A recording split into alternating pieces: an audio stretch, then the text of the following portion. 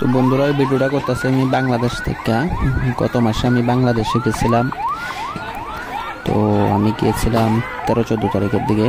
তো ঢাকা গেছিলাম। ঢাকা থেকে আমি ফেরার সময় রাস্তার মধ্যে যে বিপদে পড়ি, আপনারা তো এখন বাংলাদেশের অবস্থা জানেন। তো ভিডিওটা তখনকারই করা, তো ভিডিওটা আপলোড করছি না।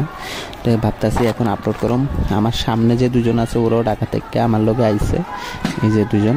তো আমরা ঢাকা থেকে বাড়ির উদ্দেশ্যে রওনা দিয়েছিলাম, কিন্তু গাড়ি ঘোড়ার যে অবস্থা, অল্প ছোটো গাড়ি অল্প একটু আয়াসির এই দেখি এরকম রাস্তা অবরোধ। তো যার লাগে আমরা আইতে পারতেছি না। তো রাস্তা হাইটটা এই অবরোধের জায়গাটা পাইর হইয়া তারপরে আবার গাড়ি লই আসিরা আবার একটু আগাইয়া এইভাবে করে আইতেছি। বড় গাড়িগুলো তো রাস্তার জাম, আইতেই দেয় না।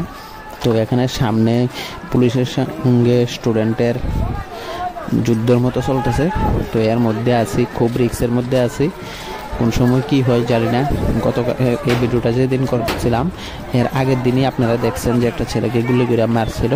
ওই ছেলেটাকে গতকালকে মারছিল, কিন্তু আজকে আমি ঢাকা থেকে রওনা হয়েছি। ওই যে পুলিশ গুলি করতেছে, ওইখানে একটা পুলিশের গাড়িতে নাকি আগুন দিয়া দিছে। তো কি করুম, বাড়িতে তো যাইতে হইব, খুব রিক্স নিয়ে যান হাতে লইয়া এখন আমরা সামনে থেকে আগাইতেছি। তো পুরো ভিডিওটা হয়তো বা করতেও পারতাম না। এখানে পুলিশের সঙ্গে স্টুডেন্টের ওই যে ভিড়টা, ওইখানে দাঙ্গা হইতেছে, আগুন লাগাই দিছে পুলিশের গাড়িতে।